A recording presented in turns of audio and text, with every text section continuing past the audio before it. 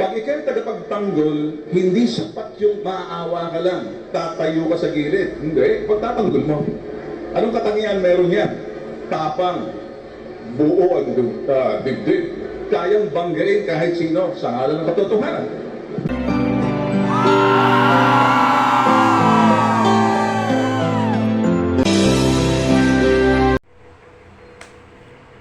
So, ayan.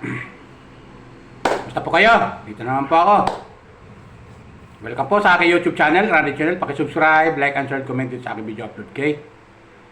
Hayaan nyo munang batiyo kayo ng magandang umaga, magandang tanghali, magandang gabi sa inyo lahat. Sana po nasa mabuti yung kalagayan at malayo sa karamdaman. Okay? Saan man kayo panig ng mundo na roon, mga OFW. Saan man kayo panig na roon, lalo yung mga seafarer, nandyan sa ibang bansa. Ingat-ingat po kayo lagi sa araw-araw niyo yung mga ginagawa. Saan man kayo panig ng mundo na roon, sana po nasa mabuti yung kalagayan at malayo sa karamdaman. Okay? Welcome po kayo sa aking YouTube channel. Mga supporter ng Kalingap, mga viewers ng Rapid Tulfo in Action, welcome po kayo. Mga viewers ng Bitag ni Ben Tulfo, mga viewers ni Erwin Tulfo, welcome po kayo sa aking YouTube channel, Randy Channel. Subscribe lang po, like and share, comment. Kasi itong comment ko doon sa mga napapanood ko sa balita, kapo viewers, na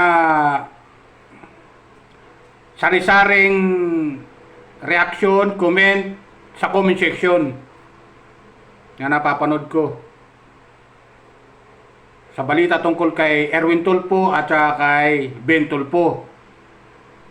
Kasi tumatakbo nga ito, kapo viewers, tumatakbo nga ito senador, di ba, ng ating bansa, itong dalawang magkapatid.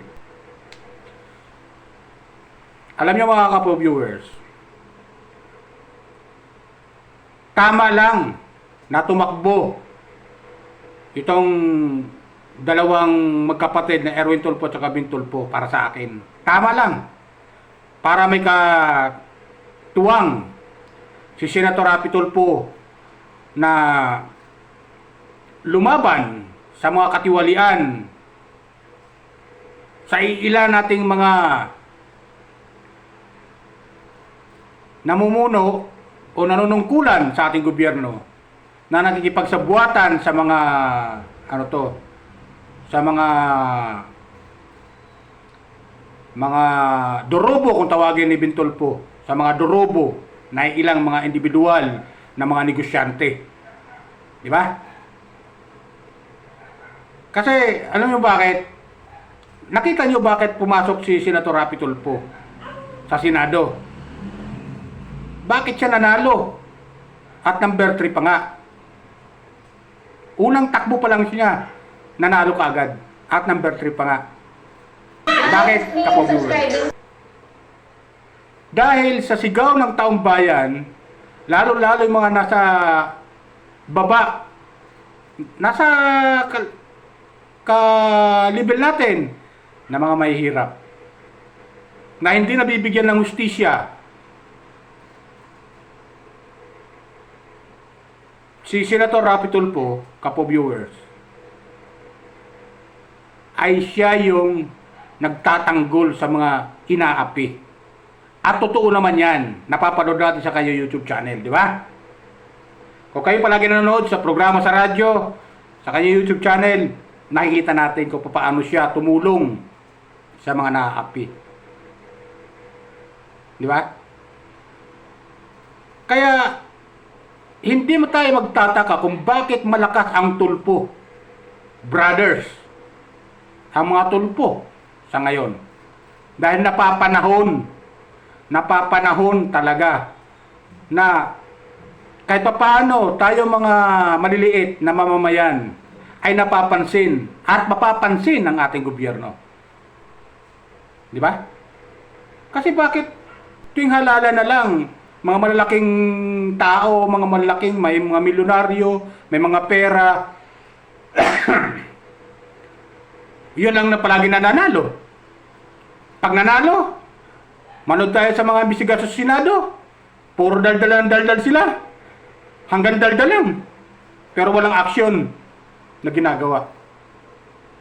May mga batas tayo na nababalita ang ginagawa nila. May mga batas, pero di pinapatupad ng iilan dyan na nanunungkulan sa ating gobyerno.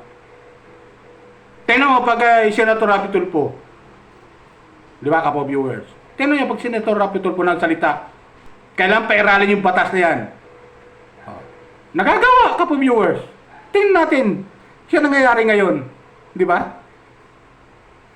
Hindi po pwede yung mamaya na, hindi po pwede sa lang, hindi po pwede, kailangan gawin ngayon. Ganon si Senator Rapi Tulfo. Ipatupad yung batas. Kasi, yung ilan dyan, ito ay mahirap na magsabi, mahirap magsalita. Yung ilan dyan nalalagyan ng pera. Kaya tuloy yung mga abusado, nanatili maging abusado. Di ba, kapo viewers? Nalalagyan yung ilan dyan. Kaya hindi tuloy ginagawa yung trabaho nila.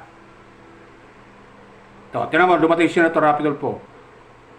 Nagkaroon ng buhay ang Senado. Nagkaroon ng buhay ang Senado at maraming nanonood pag si Senator Rapi Tulfo ang chairman sa isang committee. Maraming nanonood sa kaya nakasubaybay. Kasi sigurado, pag mali ang sagot ng isang iniimbestigahan o research person, siguradong makakarinig ka ng hindi magandang salita kay Senator Rapi Tulfo. Pagsasabihan ka niya. Para magising. Kasi ilan dyan, natutulog yata o inaantok. Yung ibang nanunungkulan. Naantok, kapo viewers. Pero pag Senator Rapi Tulfo, lahat bulabog. Lahat bulabog. Isipin mo, senador. Saan ka nakakita, senador? Pumapasal sa mga ahensya ng gobyerno. Pumapasal sa mga ahensya ng gobyerno. Binibisita niya. O, di bulabog. Di ba sila? Kung paantok-antok sila doon, patulog-tulog sa kangkungan, bulabog sila. Dahil nagsusurpresa si Senator Rapi Tulfo. Nagkatrabaho yung tao. Kung bakit siya nanalo. Dahil yan ang gusto ng taong bayan. Nagtatrabaho. Di ba? O. Balik tayo sa kay Erwin Tulfo at kay Ben Tulfo. Tumatakbo senador na maulit. Diba? May posibilidad na manalo itong dalawang magkapatid. Bakit? Para may katuwang si Senator Rapi Tulfo sa Senado. Para makagawa sila ng ilang batas na dapat i-implement, ipatupad dito sa ating bansa. Diba? Para yung ilang mga patulog-tulog sa kangkungan na mga opisyal ng ating gobyerno na mananungkulan sa ating gobyerno, yung ilan dyan, yung hindi naman ko nila lahat, yung ilan, mabibilang siguro sa daliri hanggang paa. Yung mga taong paantok-antok sa ating gobyerno na pinapasahod ng ating gobyerno ay patulog-tulog yung ilan dyan. Pag sila na ang nandyan nakaupo, sigurado, bulabog ang abutin nila. Di ba? Bulabog ang abutin nila. Pag ikaw'y tagapagtanggol, hindi sapat yung maaawa ka lang. Tatayo ka sa gilid. Hindi, pagtatanggol mo. Anong katangian meron yan? Tapang, buo ang dibdib. Kayang banggain kahit sino sa ngalan ng katotohanan. Kaya kung bakit tayo hindi magtataka na sigurado ako mayroong dyan maninira sa mga Tulfo na yan, sa dalawang magkapatid. Sigurado tayo, kapo viewers, na mayroon dyan magpapile ng disqualification case sa mga Tulfo na huwag sana pumasok sila. Dahil sigurado yung mga pinagagawang kalukuhan sa ating gobyerno na ilan dyan na mga mayaman na makikipagsabuatan sa ating gobyerno, mabubulgar pag tatlong Tulfo na ang umupo sa Senado. Dahil sigurado bubulabugin talaga sila. Di ba, kapo viewers? Hindi kayo magtataka kung bakit may naninira sa kanila ngayon. May mga baser na naninira kay Senator Rapi, sa mga Tulfo ngayon na kumakandidato kay Erwin at saka kay Ben Tulfo, kapo viewers. Kailangan natin sila sa Senado para may katuwang yung kapatid nilang si Senator Rapi Tulfo. Hindi kaya ng isang tao lang. Hindi kaya ng isang tao na yung ginagawa ni Senator Rapi Tulfo hindi niya kaya mag-isa lang. Kailangan meron pang katuwang na dalawa na sigurado tayo kakampi ng mga inaapi. Di ba? Para yung mga nanunungkulan, nagtatrabaho sa ating gobyerno, magtrabaho ng maayos para sa mamamayan. Hindi yung kinakampihan lang, yung may pera, kapag pera ka, wala yung hustisya. It's me subscribing. Di ba? Yung mahirap ka, batok-batukan ka diyan, bugbugin ka diyan, ng mayaman, na may pera, pagdating sa hustisya, talo ka pa. Pero pag dumating ang mga tulpo sa Senado, 2 tulpo uli ang papasok. Pag ito nanalo, ang mamamayan, kampante. Sigurado tayo, kapwa-viewers. Sigurado tayo na mayroon tayong tinig, busis, bilang maliliit na mamamayan dyan sa Senado. Di ba? Nakita naman natin ginawa ni Senator Rapi Tulfo. Nang pumasok siya doon sa Senado, kita natin yung trabaho ng mama. Talagang trabaho. Lahat bulabog. Kahit sino ka pa. Kung mali ang ginagawa mo, bibirahin ka niya. Mayaman ka man. Middle class ka man. Mapang-abuso ka sa kapwa. Bibirahin ka nila. Bibirahin ka niya. Pagsasabihan ka niya. O, di ba? O, tingnan mo. Tingnan yung kapwa viewers. Kung napanood nyo yung video upload, yung sa Senate hearing, doon sa public service na pinamumunuan ni Senator Rapi Tulfo, yung committee. O, di ba? Yung bus company doon. O. Kung ilang senador yon, wala na. Wala na. Hindi ma-actionan yon. Kung ilang senador, yung ilang senador dyan, wala na. Kayang bulabulahin lang yon. Nang mayaman na yon. Kapo viewers, kayang bulabulahin. Kahit Senator Rapi Tulfo, pwede sa kanyang ganon. Talagang tutulungan ka talaga niya. Gumastos man siya ng pera niya. Sarili niyang pera. Gumastos man siya. Matulungan lang yung taong naagrabyado. Basta naagrabyado ka, ipaglalaban ka niya. Ganon itong mga tulpo. Si Ben Tulfo, kita mo na sa kanya programa yung bitag. Pag nakita niya na agrabyado, talagang tutulungan ka niya. Gumastos man sila ng pera ng sarili, makatulong na sila sa taong naagrabyado. Kaya, kahit pa paano ka po viewers, yung ilang ngayon mapang-abuso sa kailang mga katungkulan na nagtatrabaho sa ating gobyerno, medyo laylo na sila ngayon. Laylo na sila ngayon. Kasi andyan yung tinik sa kailang mga lalamunan. Lalo itong mga mayama pang abuso sa mga empleyado, sa manggagawa. Andyan ang tulpo, tinik sa kailang lalamunan. Kailangan magtrabaho sila. Maglingkod sila. Pagsilbihan nila yung kailang mga empleyado ng maayos. Gawin lang nararapat para sa kailang mga empleyado, sa manggagawa. Hindi po pwede kay Senator Rapi Tulfo yan. Pag pumasok pa yung 2 tulpo, pagtutulungan na ngayon yung 3 tulpo, kapo viewers. Di ba? Para tayong mga maliit na manggagawa na inaapi, ipagtanggol. Kaya nga, kanila yung kasabihan nga nila di ba? Kakampi na mga inaapi. Totoo yan, kapo viewers. Totoo yan. Yung mga galit na galit sa mga tulpo ngayon, ito yung mga taong mga nasasagasaan. Ito yung mga taong hindi makapagsamantala sa mga maliliit na manggagawa. Ito yung mga galit na galit kay Senator Rapi Tulfo at sa mga tulpo. Kasi ito yung mga abusadong tao. Ito yung mga galit na galit kay Senator Rapi Tulfo at sa mga tulpo. Kaya takot sila. Itong mga mayayaman na mapang-abuso sa kapwa, takot sila na pumasok ang tulpo. 2 tulpo na magkapatid sa Senado. Kaya hindi tayo magtataka kung bakit sinisiraan sila. Hindi tayo magtataka na balang araw kakasuhan sila ng kung ano-anong kaso na huwag silang tumakbo. O kung tawagin natin disqualification. Di tayo magtataka kung may kanang kaso.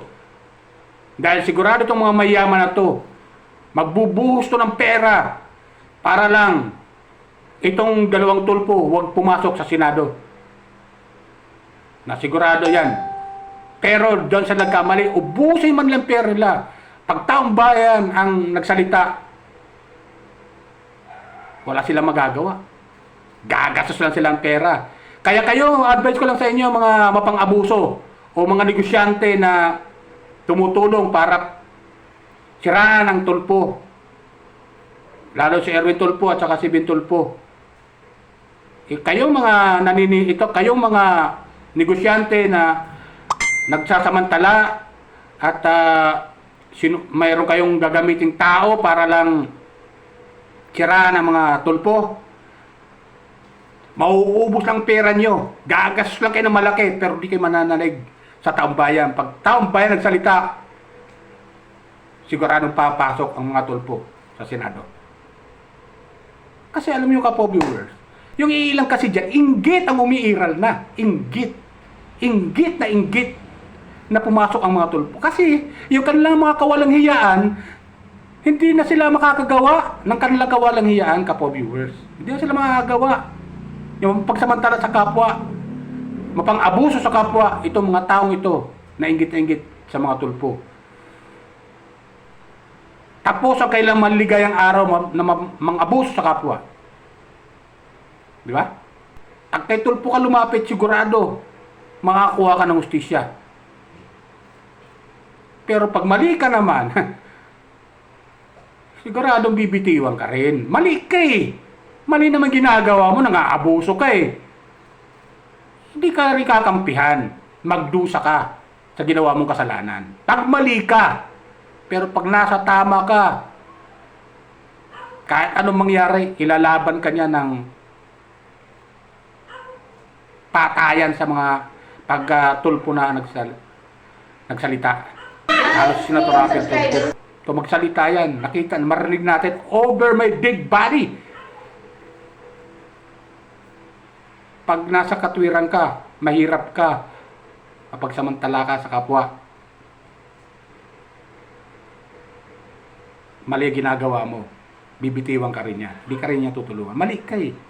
Pero kung mahirap ka at inaabuso ka, kahit anong mangyari, ilalaban ka niya. Ilalaban ka niya. Kaya tama lang eh. Sinabi ni Senator Rapi Tulfo eh. Sinabi ni Senator Rapi Tulfo na ano to eh, yung nasa radyo pa lang siya, wala pa sa Senado, di ba? Kung anong mga tinatawagan niya, medyo pinapasa-pasa lang siya, binubula-bula lang siya, dribble-dribble lang siya eh. Kaya naisip niya tumakbo sa Senado para kahit paano may ngipin yung mga pulisiya dapat ipatupad para may ngipin. Pag humingi siya ng tulong sa kinauukulan, umaksyon. Hindi yung patulog-tulog sa kangkungan. Yung nanunungkulan ay ilan dyan. Hindi po pwede kay Tulfo yan. Magtatrabaho talaga sila ng tama. Huwag lang sila mang-abuso. Dahil kung nakita nyo naman, na medyo ilan, naiilan pag sa Senado, medyo naiilan yung ibang mga research person. Sabihin nyo ako may sabi. Sabihin nyo, kakampi nyo ko. Gano'n sa taratura po. O, di ba? Nabubuhayan ngayon yung iilan. Nabubuhayan sila, yung iilang nasa gobyerno na nanunungkulan.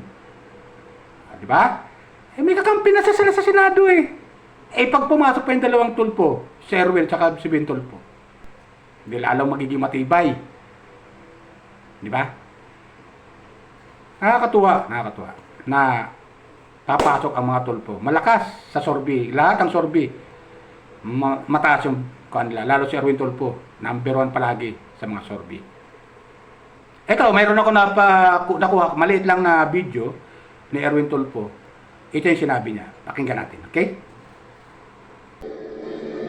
Pag ikaw'y tagapagtanggol, hindi sapat yung maaawa ka lang. Tatayo ka sa gilid. Hindi. Pag tatanggol mo, anong katangian meron yan? Tapang. Buo ang dibdib.